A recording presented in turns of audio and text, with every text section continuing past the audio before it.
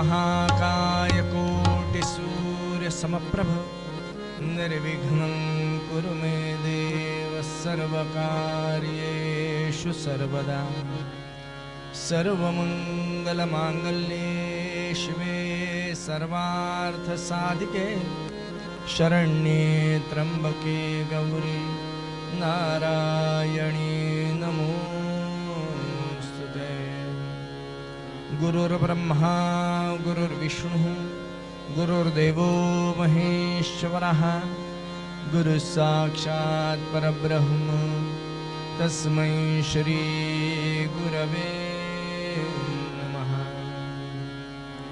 नीलाम्बुजश्यामलकोमलाङ्गं सीतासमारोपितवामभागं पाणौ महासायुकचारुचापं नमामि रामं रघुवंशनाथम्।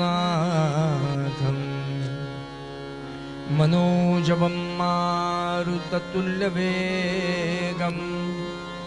जितेन्द्रियं बुद्धिमतां वरिष्ठं वातात्मजं वानरयूथमुख्यं श्रीरामदूतं शरणं प्रपद्ये। राजाधिराज प्रभु रामचंद्र भगवान की जय। महारुद्र हनुमान की जय। कुंडलीक वरदा हरि विठ्ठल श्री ज्ञानदेव तुकाराम पंढरीनाथ महाराज की जय। श्री अनंत कोटि ब्रह्मांड नायक राजाधिराज सच्चिदानंद सद्गुरु श्री साईनाथ महाराज की जय। श्री ब्रह्म चैतन्य महाराज की जय। श्री अक्कलकोट स्वामी समर्थ महाराज की जय। अवधूत चिंतन श्री गुरुदेव दत्त श्री दत्तानंद स्वामी महाराज की जय। मंगलमूर्ति मोरया।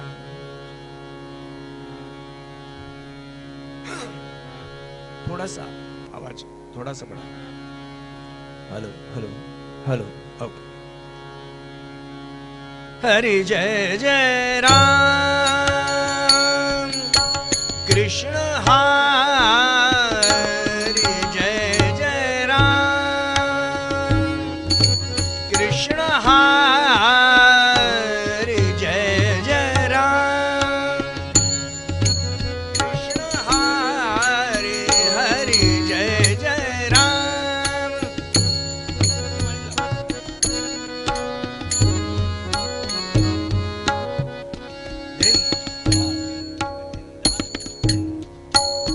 जय जय राम कृष्ण हरि जय जय राम कृष्ण हरि जय जय राम जय जय राम कृष्ण हरि गोवर्धन धन गोपाल रत गोवर्धन धन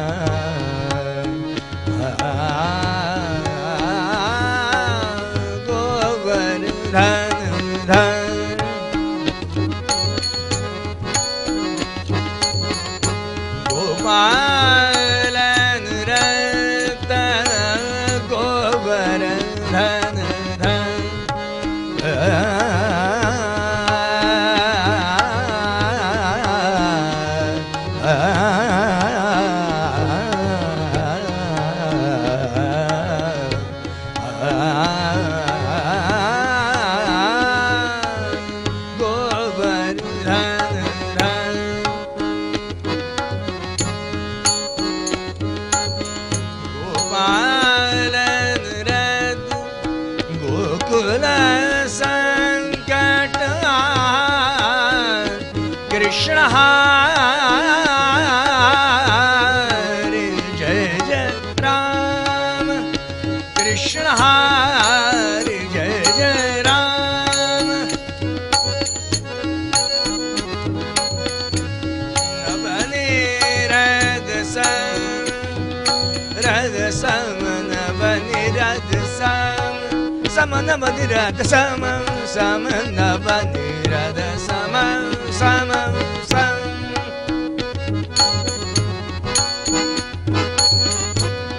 नवनीत प्रिय नवल विनोद विहारी कृष्ण हरि जय जय राम, कृष्ण हरि जय जय राम।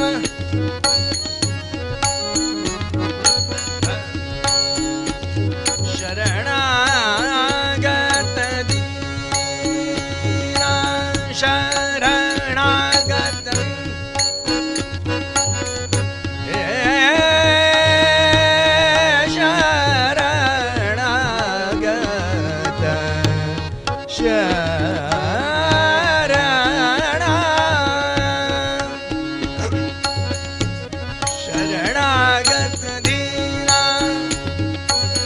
सपनि मपरे मपनि सादीना सारे नि सपनि मपरे मपनि सारे मपनि सैना।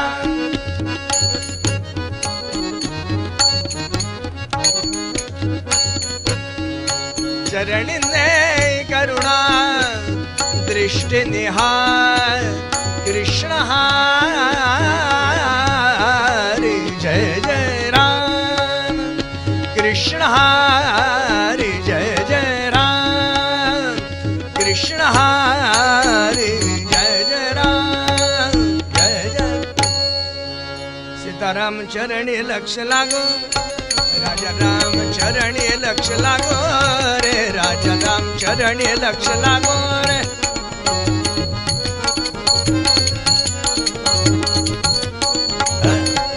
हे राजा राम ओ सीताराम, राजा राम सीताराम, राजा राम सीताराम, राजा राम सीताराम, राजा राम सीताराम। राजा राम हरि चरणी लक्ष्य लागो रे, राजा राम चरणी लक्ष्य लागो रे, राजा राम हरि चरणी लक्ष्य लागो रे सीताराम।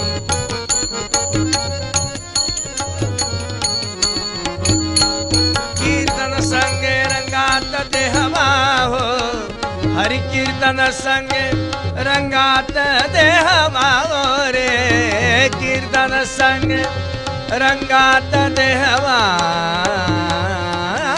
हो, कीर्तन संगे कीर्तन संगे रंगात देहवा हो, राजा राम चरणी लक्ष्य लागो रे, राजा राम चरणी लक्ष्य लागो रे, सीताराम चरणी लक्ष्य लागो रे।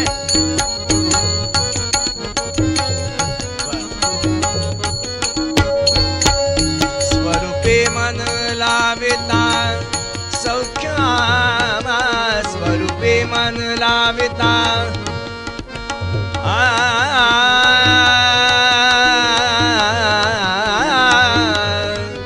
सौख्य आभा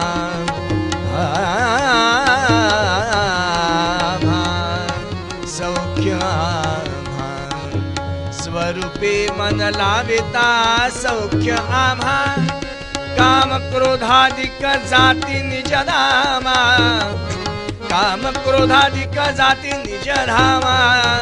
राजा राम चरणी लक्ष्य लागो रे, राजा राम चरणी लक्ष्य लागो रे, सीताराम चरणी लक्ष्य लागो, चरणी लक्ष्य लागो, चरणी लक्ष्य लागो।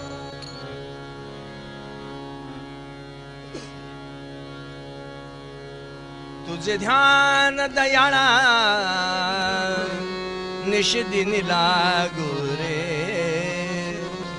तुझे ध्यान दयाळा निशिदिनी लागो रे, तुझे ध्यान दयाळा निशिदिनी निषेधिनी लागो रे तुझे ध्यान दयाळा निषेधिनी लागो रे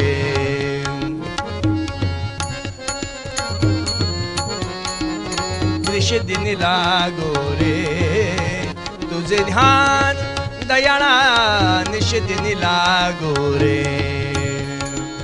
विषय चिंतन टाकून हे मन विषय चिंतन टाकून हे मन सद्गुरु भजनी लागो रे सद्गुरु भजनी लागो रे ध्यान दयाळा निषेधिनी लागो रे तुझे ध्यान दयाळा निषेधिनी लागो रे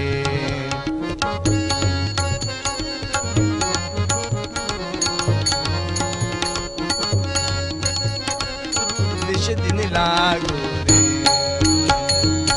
भोगार्जनी श्रमते काया भोगार्जनी श्रमते काया सज्जन सेवे लागो रे सज्जन सेवे लागो रे ध्यान दयाळा निषेधिनी लागो रे तुझे ध्यान दयाळा निषेधिनी लागो रे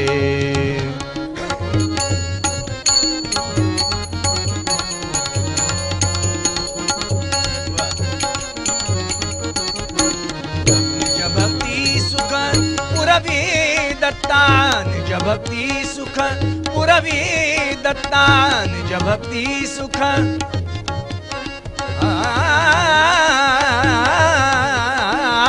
निज भक्ति सुख पुरवी दत्ता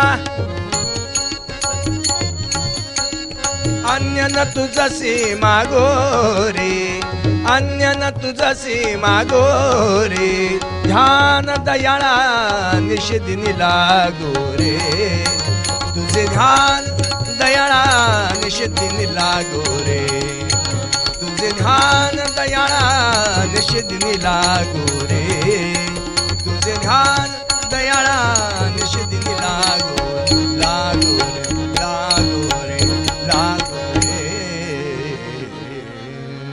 अवधूत चिंतन श्री पंढरीनाथ मंगलमूर्ती तुम्हाला आवडत असणाऱ्या देवाचं नाव घ्यायला सांगा मी ते नाव घेतो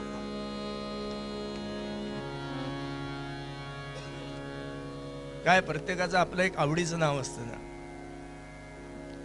कारण इथे इतके फोटो आहेत याच्यातल्या कोणाचं नाव आवडत असेल देवाला प्रत्येकालाच माहिती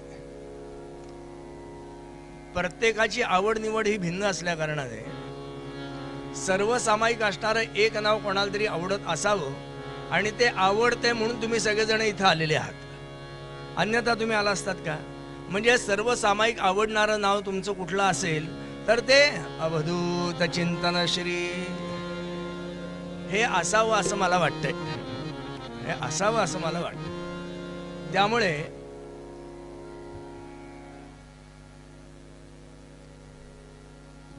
एखाद्या वेळेला आमचाच आवाज इतका जास्त असल्या कारणाने तुमचा आवाज माझ्यापर्यंत पोहोचत नसेल एखाद्या वेळेला जर माझ्यापर्यंत पोहोचत नसेल तर त्यांच्यापर्यंत कसा पोहोचायचा म्हणजे ते अतिंद्रिय अवस्थेवरती वावरत आहेत मी इंद्रिय अवस्थेवरती वावरतोय आता इंद्रियांच्या पर्यंत जर धाव पोहोचत नसेल तर अंतिंद्रियापर्यंत कशी पोहोचायची ती मग तिथपर्यंत ती जर पोचावी असं वाटत असेल तर नामही तसंच घ्यायला पाहिजे का नाही तसंच घ्यायला पाहिजे का कारण भगवंताला आपल्यापर्यंत ओढून आणायची ताकद फक्त एकाच गोष्टीत आहे आणि ते म्हणजे त्याच्या अत्यंत जवळ जे आहे ना ते घेणं आणि त्या भगवंताच्या अत्यंत जवळ काय आहे तर त्या भगवंताच्या जवळ अत्यंत त्याचं फक्त नावच आहे आणि त्यांनी त्याच्या कर्तृत्वाने त्या नावाला आपल्यासाठी नाम बनवलेलं आहे आपल्यासाठी ते नाम आहे त्याच्यासाठी ते नाव आहे नाव आहे आपलं नाव असतं आणि जेव्हा आपलं कर्तृत्व त्याच्या मागे उभं राहतं तेव्हा ते नाम होतं हो ना जसं ज्या दत्तानंद महाराजांच्या समोर आपण आलेलो आहोत ते बार्शीला होते तेव्हा ते दत्त होते, तेव्हा त्यांचं ते नाव होतं. आणि कालांतराने त्यांच्या कर्तृत्वाने त्यांचं ते नामामध्ये परावर्तित झालं. म्हणून ते आता ते दत्तानंद महाराज म्हणून आपण पुजतो ना. नाही तर तुमच्या आमच्यासारखेच होते की ते कुठं दुसरे होते, तुमच्या आमच्यासारखेच होते. पण त्यांनी त्याच्यामागे त्यांचं कर्तृत्व असं उभं केलं की त्यांच्या ठिकाणी भगवंताला दिसावं किंवा त्यांच्यामध्ये भगवंत प्रदर्शित व्हावा, इतक्या अवस्थेला त्यांनी त्यांची साधना नेली. म्हणून त्यांचं नाव हे नामामध्ये परावर्तित झालं ना. इथंच नाना महाराजांच्याकडे त्यांच्याकडे येणारा शेजारचाच असणारा एक मुसलमान व्यक्ती नानांच्या दर्शनाला यायचा आणि नानांच्या कृपेने म्हणा, बोलाफुलाची गाठ म्हणा, काही म्हणा, पण त्याचं काम नानांच्यामुळे झालं. काय त्याचा एखादा प्रश्न होता ते नानांच्यामुळे सुटला आणि हा नानांच्यामुळे प्रश्न सुटला असं त्याला वाटावं म्हणून तो नानांच्याकडे आला, पायावर डोकं ठेवलं. म्हटलं, नाना मला मंत्र द्या, मला गुरुमंत्र द्या. नाना म्हटलं, अरे तू कोण, मी कोण, हां तुझ्याकडे चालायचं काय मी असलं घेणं. नाही म्हटलं, ते सगळं सोडा, मला मंत्र द्या. काय नानांचं वाक्य आहे. नाना म्हटले, तू कोणाला मानतोस, तू कोणाला मानतोस. त्यांनी नानांच्याकडे पाहिलं. म्हटलं, मी नाना तुम्हाला मानतो. तो म्हटला, नाना मी तुम्हाला मानतो. नाना म्हटले, मग आजपासून हाच मंत्र तुझा, हाच मंत्र तुझा. आम्ही असं जर सांगितलं तर मला लोक येड्यात काढतील ना, की उद्यापासून म्हणा हर्षद महाराज की जय, हर्षद महाराज, लोक येड्यात काढतील. पण नानांनी ते सांगितलं आणि गंमत म्हणजे त्यांनी त्याच्या आयुष्यभर नानांच्या नावाने जप केला. कारण त्यांनी त्यांचं नाव हे नामामध्ये परावर्तित व्हावं या अवस्थेला नेलं. तसं ज्यांनी आपल्या साधनेने आपल्या सर्वांना आकृष्ट केलंय, ज्यांनी आपल्या साधनेने आपल्या सगळ्यांना घरदार सोडून इथं 2 दिवसासाठी का विना पण आणलंय का नाही, आणि त्या इथं आणण्याची क्षमता ज्यांनी आपल्या साधनेने सिद्ध केलेली आहे, त्या महाराजांच्या दारात आपण बसल्यानंतर त्यांना आवडेल ते घेणं आपलं कर्म प्राप्त आहे का नाही. त्यांना जे आवडतं ते आपण घ्यायला पाहिजे. आपल्याला आवडतं ते आपण आयुष्यभर करतोच आहे. इथं आपण त्यांना जे आवडतं ते करायला आलोय. आणि त्यांनी त्यांच्या आयुष्यामध्ये काय केलं असेल, दिगंबरा दिगंबरा श्रीपाद वल्लभ दिगंबरा, त्यांनी आयुष्यभर त्या भगवान दत्तात्रयांना आळवलं असेल ना. म्हणून आपल्याला आठवण झाली महाराजांची असेल, नाही तर दत्त महाप्रभूंची असेल, नाही तर कोणाची असेल, भगवत दर्शनाची आठवण झाली, भगवत तत्वाची आठवण झाली की म्हणावं, श्रीराम जय राम जय जय राम, श्रीराम जय राम जय जय राम. कोणासाठी? बुवासाठी, साथीदारांसाठी, कोणासाठी? यांच्यासाठी. यांना गरजच नाही त्याची, ते सिद्ध जातात त्याच्यात. तुम्ही म्हटलात आणि नाही म्हटलात त्यांना नाही फरक पडत. कोणासाठी म्हणायचं? आपल्याला त्या जागेवरती स्थिर ठेवण्यासाठी म्हणून म्हणायचं असतं. आपल्याला त्याची अखंड जाणीव राहण्यासाठी म्हणायचं असतं, श्रीराम जय राम जय जय राम, श्रीराम जय राम जय जय. तेवढ्यासाठी आहे. बाळेकुंद्रीकर महाराज एक छान अभंग आपल्या समोर घेत आहेत. आपल्या आयुष्यातली खंत ते व्यक्त करतायत. आपली खंत आहे. काय खंत आहे? आयुष्यभर ज्या भगवंताला मिळवण्यासाठी प्रयत्न केला, ज्या भगवंताला प्राप्त करायचा प्रयत्न केला, किंबहुना ज्या ज्या सगळ्या साधनांचा वापर केला, त्या सगळ्या साधनाच्या द्वारे मला काय मिळवायचं होतं, मला काय साधायचंय, तर मला या सगळ्या साधनांच्या द्वारे, मग कोणी माळा ओढत असेल, कोणी पोथ्या वाचत असेल, कोणी पूजा अर्चा करत असेल, कोणी अभिषेक करत असेल, नाहीतर अजून व्हॉटेवर, ज्याला जे वाटेल तो ते सगळं त्या परमार्थामध्ये, अध्यात्मामध्ये, म्हणून तो जे समजतोय ते सगळं करतोय, म्हणून तो सगळं करतोय. हे सगळं करण्याच्या मागे उद्देश काय आहे? त्याचा एकच उद्देश आहे, तो म्हणजे त्या भगवंताचा अनुसंधान राहावं, त्या भगवंताचं अनुसंधान. आणि त्या अनुसंधानातनं त्याला काय मिळवायचं आहे? एक साधी प्रत्येकाची अपेक्षा आहे. म्हणजे प्रत्येक गोष्ट करत असण्याच्या मागे प्रत्येकाचा काही ना काहीतरी उद्देश आहे. फुकट करतो का ते? आपण अगदी 2 मिनिटाची एक माळ ओढतो ना, ती सुद्धा म्हटलं फुकट ओढत नाही, त्याच्या मागेही आपलं काहीतरी लपलेलं असतं. देवाला नमस्कार करतो तो सुद्धा फुकटचा नमस्कार करत नाही, त्याच्याही मागे बरंच काही लपलेलं असतं, आहे ना. अस्माकं सहकुटुंबानां सहपरिवाराणां द्विपद चतुष्पद सहितानां क्षेम स्थैर्य आयु आरोग्य ऐश्वर्य प्राप्त्यर्थम सकल पीडा परिहारार्थम मनेप्सित सकल कामना सिद्ध्यर्थम सर्वारिष्ट शांत्यर्थम. एका नमस्कारामागे केवढं लपलेलं असतं, आहे ना. म्हणजे देवाला नमस्कार सुद्धा मी फुकटचा करत नाही, त्याच्याही मागे माझं बरंच काही लपलंय. हे जर नक्की असेल तर तुम्ही तुमच्या आयुष्यामध्ये ज्याला अध्यात्म म्हणून म्हणताय, ज्याला परमार्थ म्हणून म्हणताय, ज्याला उपासना म्हणून म्हणताय, ज्याला साधना म्हणून म्हणताय, हे सगळं करण्याच्या मागे जी तुम्ही तुमची 2 मिनिटं खर्च करताय, फुकट करता का? म्हणजे मी तरी करत नाही. हा, तुम्ही करत असाल, मी नाही करत. माझा त्याच्यातला अपेक्षा, त्याच्यातनं अपेक्षा काय, तर मला यांचं अनुसंधान राहावं. म्हणजे मी ज्याचं नाव घेतोय त्याचं अनुसंधान राहावं, आणि त्या अनुसंधानातनं काय साधावं, तर म्हटलं तो भगवंत साधावा, म्हणजे त्याचा आनंद साधावा, म्हणजे तो आनंद मिळावा, ही तर अपेक्षा आहे ना. भगवंत हा कसा आहे, तो आनंद स्वरूप आहे, म्हणून तर त्याचं नाव तो ब्रह्ममया असा शब्द केला का नाही. भगवंता तू कसा आहे, तुम आनंदमयस्तम ब्रह्ममया, मला तो आनंद मिळावा, ते ब्रह्म प्राप्त व्हावा, तरी अपेक्षा आहे. बाळकुंद्रीकर महाराज त्यांच्या आयुष्यामध्ये हे भगवंताचं अनुसंधान अखंड राहावं म्हणून आटोकाट प्रयत्न करतात, पण बिचाऱ्यांना तो आनंद काही मिळत नाहीये. अर्थात ही स्थिती त्यांनी आपल्याकडे बघून लिहिलेली आहे, त्यांच्याकडे बघून लिहिलेली नाही. हा, आपण सगळेजण जे आपलं काही डोकं आपटतोय, ते आपटण्याच्या मागे आपल्याला जो अपेक्षित असणारी गोष्ट आहे ती साध्य होत नाहीये. म्हणून बाळकुंद्रीकर महाराजांनी आपल्या सर्वांच्या वतीने भगवान जो कोणी आहे त्याला प्रार्थना केली, भगवंता तुझे ध्यान दयाळा निशिदिनी लागो रे. प्रार्थना केली, तुझे ध्यान दयाळा निशिदिनी लागो. याचा अर्थ ध्यान लागत नाहीये का?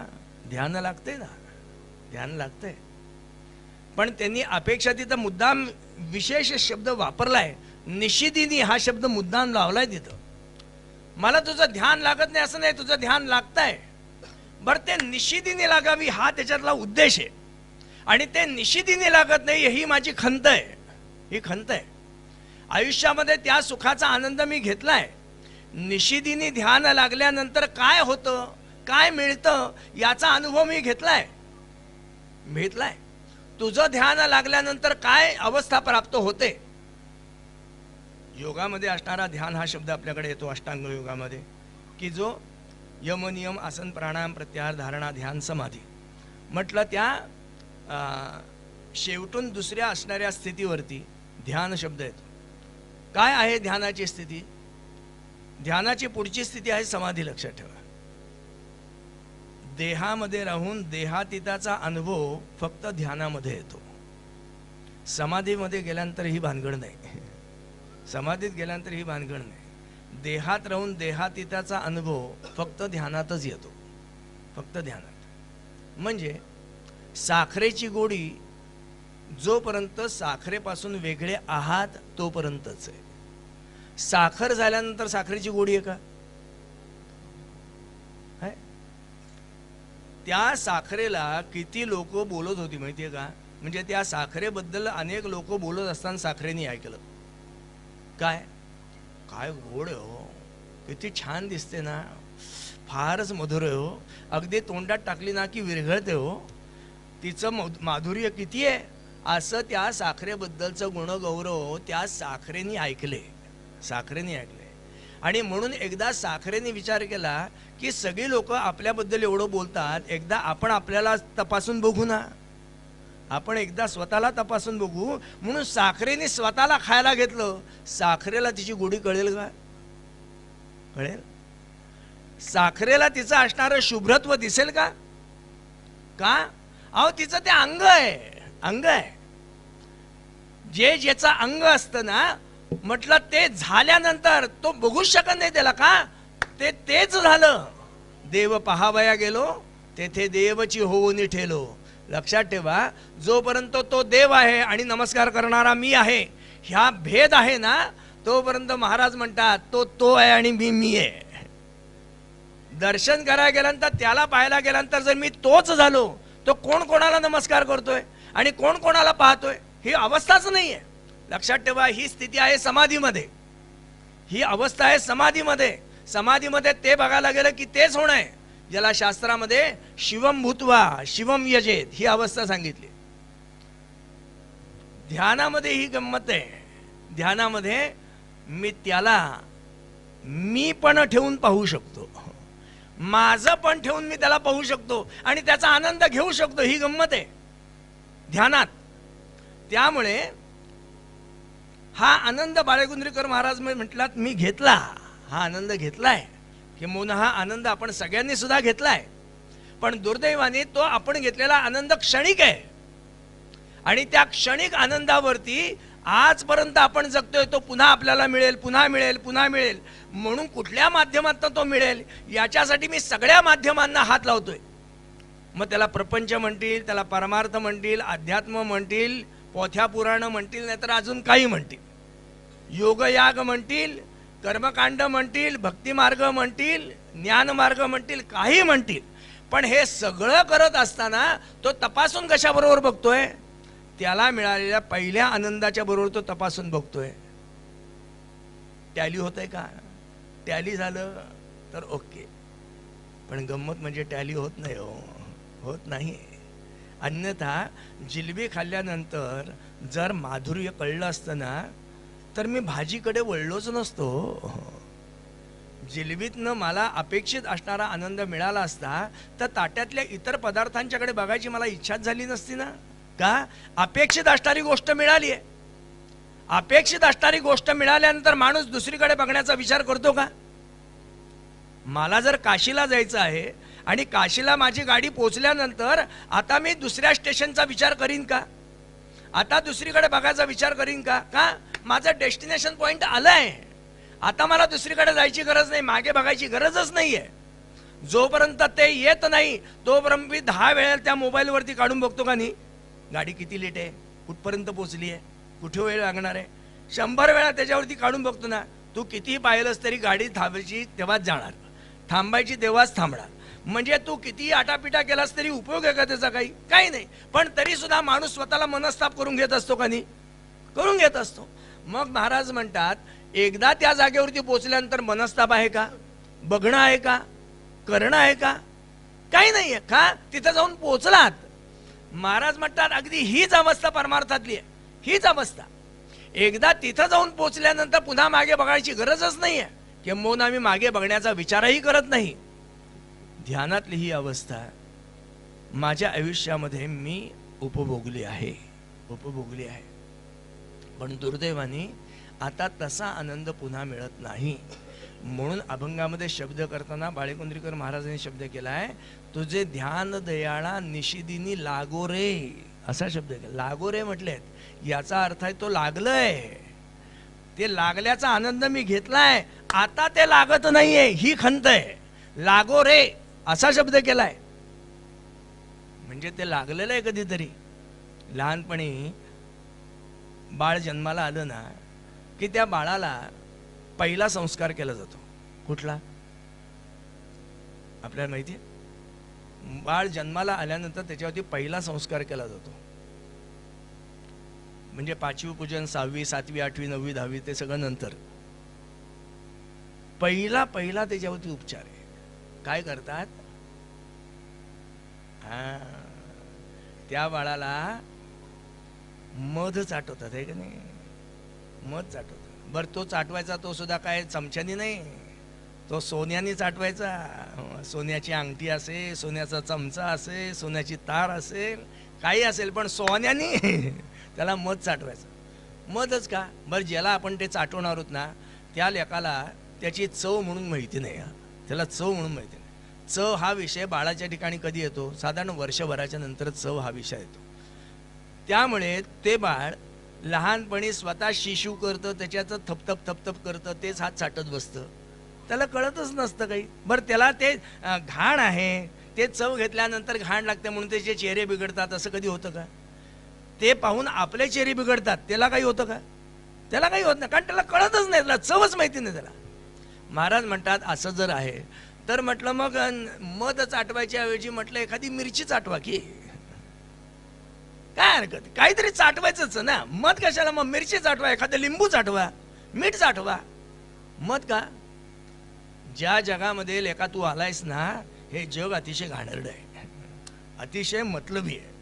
आपलं साधल्यानंतर इथं कोणी कोणाला विचारत नाही, सगळे आपलं साधेस्तवर एकमेकाला विचारतात, नंतर तू तुझ्या घरी मी माझ्या घरी, हो, आणि कोणाला विचारत नाही. इथं हे जग अतिशय मतलबी आहे.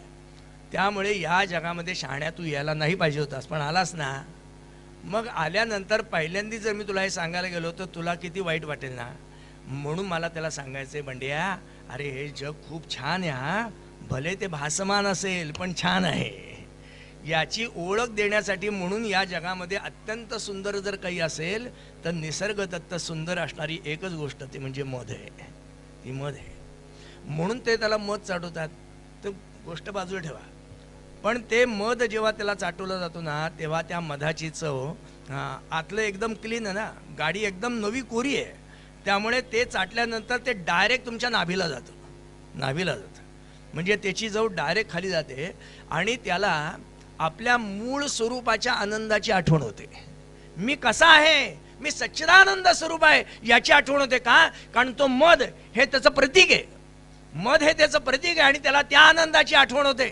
आणि तुम्हाला गंमत सांगतो, आठवण झाल्यानंतर ज्याला चवीची काडी मात्र माहिती नाहीये, ते पोरग त्याला मिळालेला त्याच्या असणारा मूळ आनंद पुन्हा मिळावा म्हणून दुसरी जिबली मारतं, म्हणून दुसरी जिबली मारतं.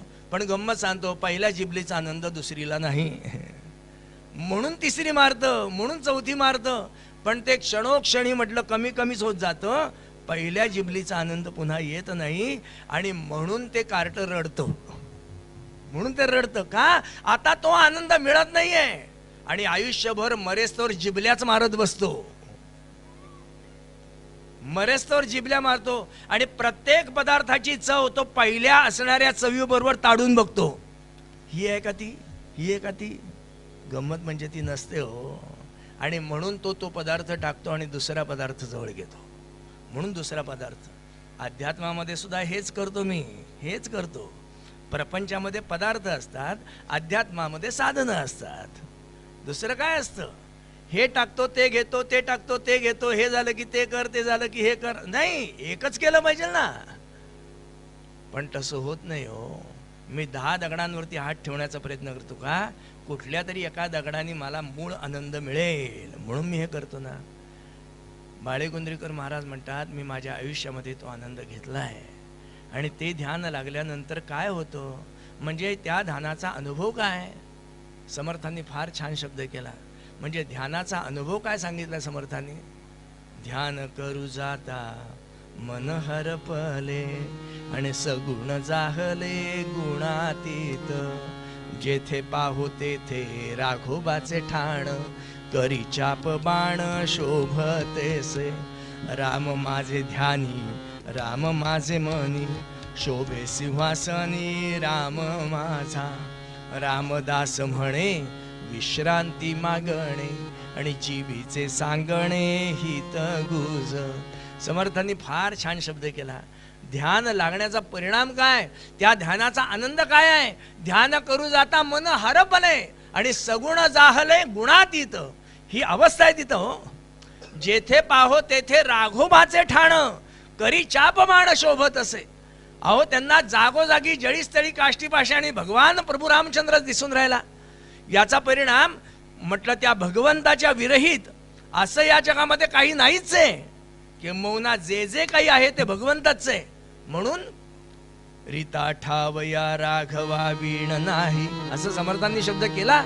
या जगामध्ये भगवंताच्या विरहित असं काही नाहीच. आणि तेच नाथांनी शब्द केला, जे जे भेटे भूत ते ते मानिजे भगवंत. हा भक्ती योग निश्चित जाण तू माझा. त्यांना जे जे दिसलं ते भगवंत रूपच दिसलं. त्यामुळे नामदेव महाराजांना कुत्र्यामध्ये सुद्धा पांडुरंग दिसला, नाथ महाराजांना गाढवामध्ये सुद्धा पांडुरंग दिसला. का? ते जे जे बघतील त्याच्यात त्यांना फक्त चैतन्यमय असणारा भगवंतच दिसला. याचा अर्थ गाढव म्हणजे पांडुरंग असतो असा अर्थ काढायचा नाही. हा, कुत्र म्हणजे पांडुरंग असतो असा अर्थ काढायचा नाही. तर या सगळ्यांच्या मध्ये व्यापून राहिलं ज्याला चैतन्य एकच असतं असा त्याचा अर्थ. शिर्डीला बाबांच्याकडे जेव्हा बाबांना भूक लागली होती, द्वारकामीमध्ये बाबा आहेत, दुपारी 12ची वेळ आहे, त्यावेळेला लक्ष्मी बाबांच्या समोर आली आणि बाबा लक्ष्मीला म्हटले, लक्ष्मी भूक लागली ग, काहीतरी खायला दे. ती बाबांना दररोज भाकरी आणि झुणका घेऊन येणारी लक्ष्मी होती. हा, आणि बाबा तिच्या हातचंच खायचंय.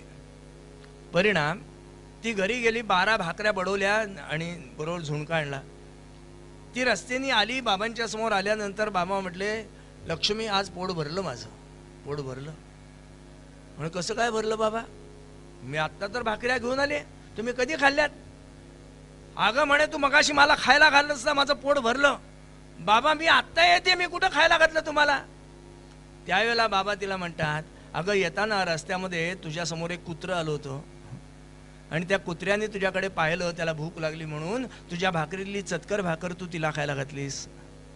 त्यावेळेला एक डुक्कर तिथं आलं होतं, त्या डुकरालाही तुझ्यातली ती अर्धी राहिलेली म्हणजे ती चतकर राहिलेली भाकरी त्याला दिलीस तू. बाबा अहो ते कुत्र होतं, ते सुकर होता. बाबा म्हटले वेडी आहेस. म्हणजे बाबा त्यावेळेला बाबांचं वाक्य आहे, फार छान वाक्य आहे, तुम्ही खूप विचारात ठेवा हे वाक्य. बाबा म्हटले, लक्ष्मी समस्त प्राणी मात्रांच्या मध्ये व्यापून राहिलेली भूक सध्या शिर्डीमध्ये द्वारकामाईमध्ये बसली आहे. समस्त प्राणी मात्रांच्या मध्ये व्यापून राहिलेली भूक सध्या शिर्डीमध्ये द्वारकामाईमध्ये बसली आहे. म्हणजे सर्व प्राणी मात्रांची भूक इज इक्वल टू बाबा. याचा अर्थ इतरांची पोट भरणं म्हणजे बाबांचं पोट भरणं असा अर्थ नाही का झाला? त्यांच्या दृष्टीला जळीस्थळी काष्टी पाषाणी चराचरामध्ये एकच भगवंत आहे, एकच भगवंत.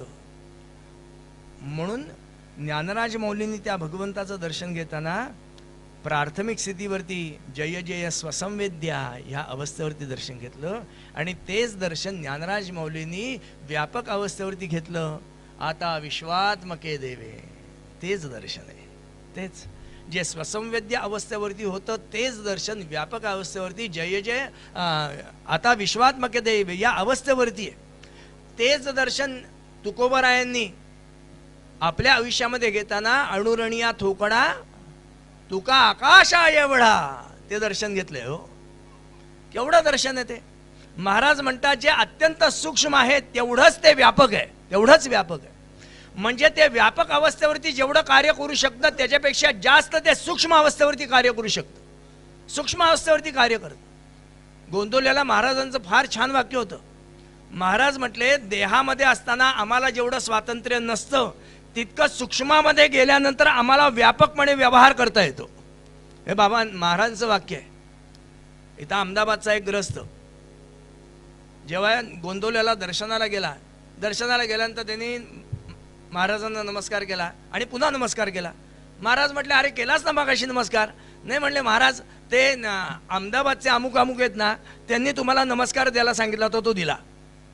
महाराजांचं वाक्य काय माहिती, फार छान वाक्य. महाराज म्हटले, अरे त्याच्या मनामध्ये मला नमस्कार द्यावा असा विचार जेव्हा आला ना, तेव्हा तो विचार ऐकायला मी तिथंच होतो. आता तू फक्त कृती करतोयस. ऍक्च्युली त्यांनी नमस्कार करू असा विचार केला तेव्हा तो झालाच होता. आता तू फक्त व्यवहार करतोयस. म्हणजे तेव्हा हे महाराजांचं वाक्य आहे की देहामध्ये असताना जेवढा आम्हाला स्वातंत्र्य उपभोगता येत नाही तितकं आम्हाला सूक्ष्मात गेल्यानंतर वापरता येतं किंवा उपभोगता येतं. ध्यानाची ही अवस्था सांगताना महाराजांनी म्हणून शब्द केला, जेथे पाहो तेथे राघोबाचे ठाण करी चापबाण शोभत असे. राम माझे मनी राम माझे ध्यानी शोभे सिंहासनी राम माझा. रामदास म्हणे विश्रांती मागणे जीवीचे सांगणे हितगुज. दुसरा व्यवहार नाही. त्याला तुकोबारायांनी शब्द केलाय, तुका म्हणे तेथे नाही मी तू पण स्तवावे ते कमन कमणा लागी. हा तुकोबारायांनी त्याच्यावरती केलेला शब्द आहे. महाराज म्हणतात ही जी ध्यानाची स्थिती आहे त्या ध्यानाच्या स्थितीवरती काय उपभोगाला मिळतं, काय अवस्था प्राप्त होते. समर्थांचा शब्द आहे, ध्यान लागले रामाचे, ध्यान लागले रामाचे. आमचे राजू फार छान म्हणतात हे गाणं, रामाचे ध्यान लागले रामाचे. काय परिणाम आहे त्याचा? समर्थांनी एका शब्दात परिणाम सांगितलाय, एका शब्दात. ध्यान लागण्याचा परिणाम काय? ध्यान लागले रामाचे, ध्यान लागले रामाचे. दुःख हरले जन्माचे, दुःख हरले जन्माचे. ध्यान लागले रामाचे, ध्यान लागले रामाचे, ध्यान लागले रामाचे, ध्यान लागले राम.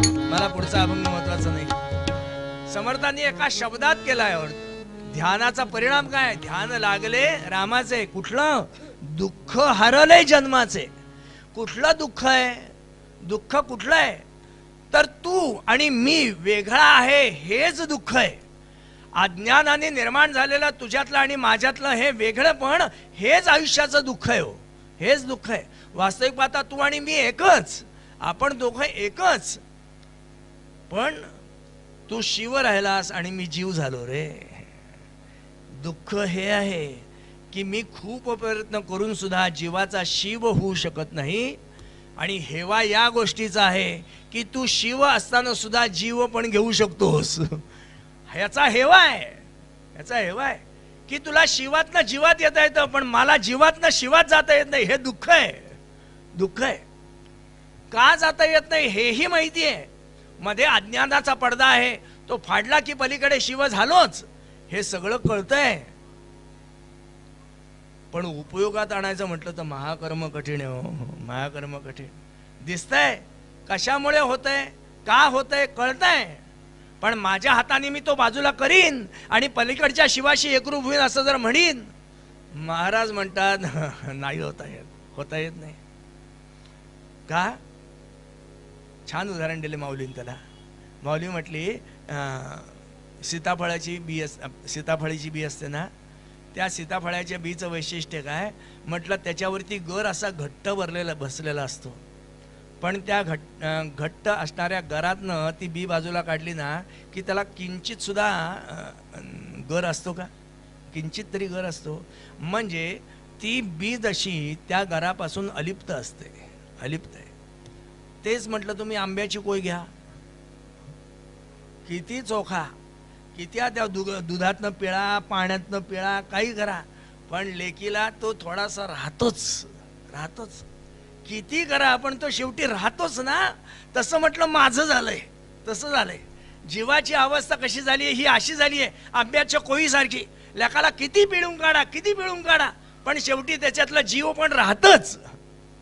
त्यांनी किती शिव पण व्हायचं म्हटलं ना तरी जीव पण राहतच. आणि हे दुःख आहे. हो, ध्यान लागण्याचा फायदा काय? ध्यान लागले रामाचे, परिणाम काय? दुःख हरले जन्माचे. जन्मजन्मांतराचं हे दुःखाचं हरण करण्याची क्षमता एका ध्यानाची आहे. आणि गंमत तुम्हाला सांगू का? म्हटलं हा अनुभव मी माझ्या आयुष्यात घेतलाय. तो अनुभव मला माहिती आहे, त्याची चव मला माहिती आहे, ते काय करू शकतं मला माहिती आहे. आणि दुर्दैव असं आहे की आता तो अनुभव मला पुन्हा घेता येत नाहीये, याची मला खंत आहे, याची खंत आहे. म्हणून बाळकुंद्रीकर महाराज 10 वेळेला त्याला सांगतायत तुझे ध्यान दयाळा निशिदिनी लागो रे, म्हणून शब्द केलाय. लक्षात ठेवा, तुझे ध्यान असा शब्द केलाय. आणि पुढं विशेषण लावलंय कोणाचं? तुझे ध्यान दयाळा. हा दयाळा शब्द मुद्दाम टिचळ टाकलाय. हा, तो कुठल्या देवाचं नाव नाही घेतलं त्यांनी. जो अत्यंत दयाळू आहे ना त्याचं ध्यान मला लागावं असा शब्द केलाय. इथं दत्त महाराजांचं नाव नाहीये. ते दत्त महाराजांचे उपासक आहेत म्हणून त्यांनी शेवटी दत्त महाराजांचं नाव घेतलंय. पण इथं शब्द करताना त्यांनी तुझे असा शब्द केलाय. तुझे का ध्यान लागत नाहीये? भगवंता हे निशिदिने ध्यान का लागत नाही याची मीमांसा करताना त्यांनी पहिला शब्द केलाय तुझे. तुझे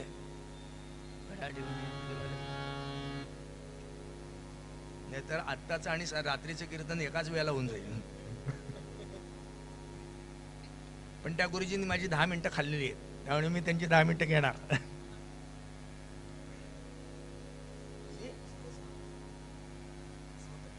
6:25 झालं कल्याण.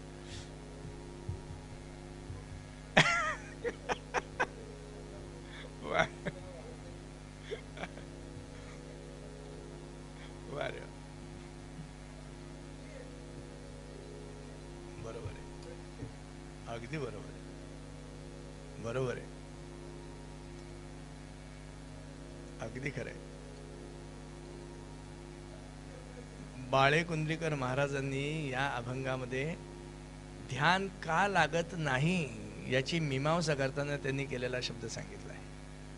काय शब्द केला तर ध्यान न लागण्याचं पहिलं कारण दिलंय, अर्थात त्या विषयाकडे मला थोडं नंतर यायचंय.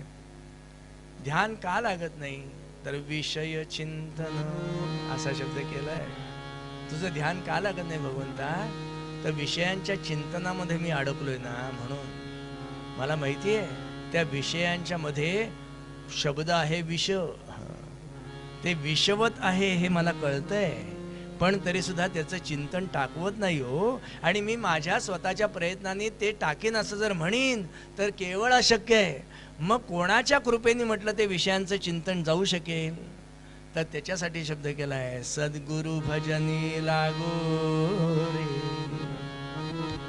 सद्गुरूची कृपा झाली तरच विषयांचं चिंतन हे भगवत चिंतनामध्ये परावर्तित होऊ शकतं. आणि मी माझ्या प्रयत्नांनी करीन म्हणीन तर ते केवळ अशक्य आहे, केवळ अशक्य आहे. त्यांनी जर केलं तरच होणार, त्यांनी केलं तर होणार. म्हणून बाळेकुंद्रीकर महाराजांनी तुझे हा शब्द केलाय, ध्यान का लागत नाही, का लागत नाही याची मीमांसा करताना त्यांनी शब्द केलाय तू हा अजून माझा नक्कीच नाही हो, माझा घोटाळा कुठे आहे, तू हा अजून माझा नक्कीच नाहीये. ज्याचं मला ध्यान लावायचं आहे म्हटलं तो स्थिर असला पाहिजे ना. अस्थिराचं ध्यान नाही लावता येत. वाऱ्याचं ध्यान लावता येतं का, वाहणाऱ्या पाण्याचं ध्यान लावता येतं का, चंचल असणाऱ्या गोष्टीवरती ध्यान लावता येतं का, नाही.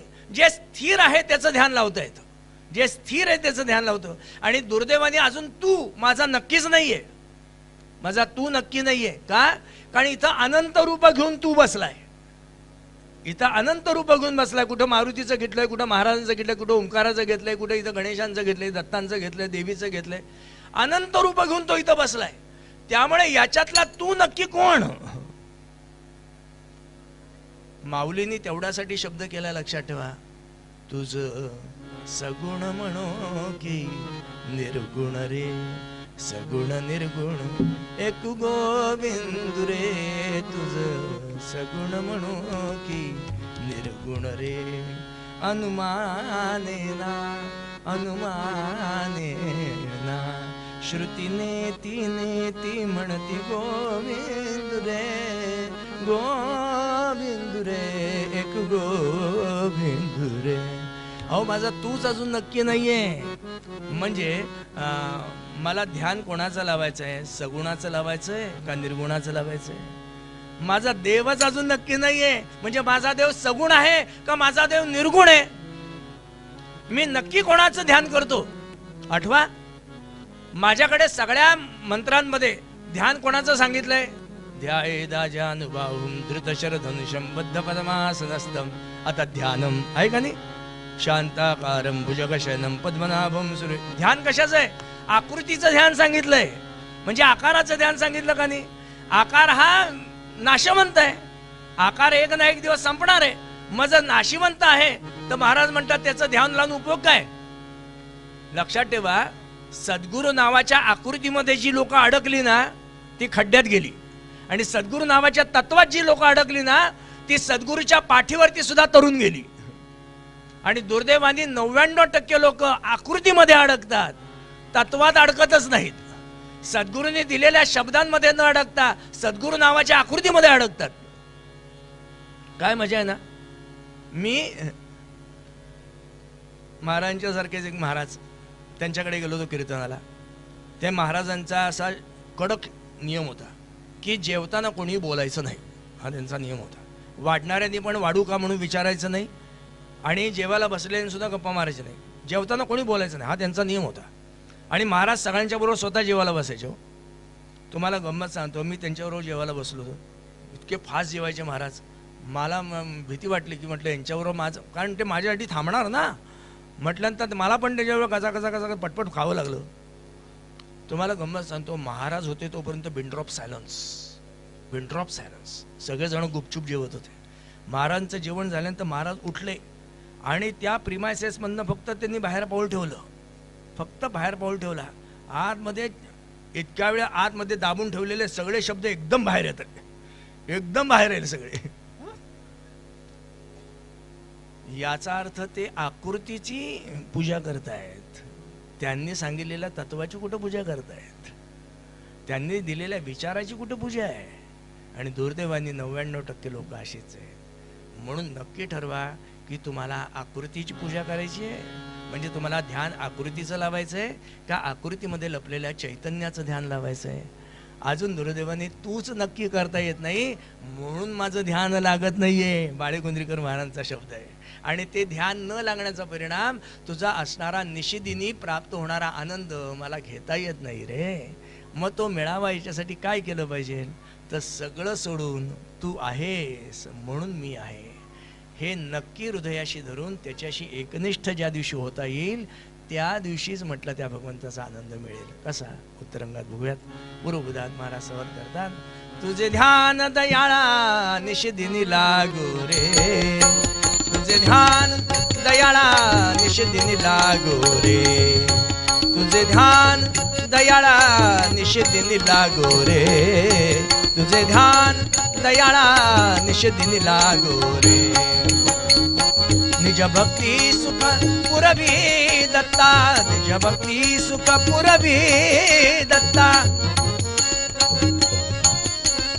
निज भक्ती सुख पुरवी दत्ता. अन्य न तुझसे मागो रे, अन्य न तुझसी मागो रे. ध्यान दयाळा निशिदिनी लागो रे, तुझे ध्यान दयाळा निशिदिनी लागो रे, तुझे ध्यान दयाळा निशिदिनी लागो रे, तुझे ध्यान दयाळा निशिदिनी लागो लागो रे, लागो रे, लागो रे. क्षणभर ताट बसू, हाताने टाळ्या.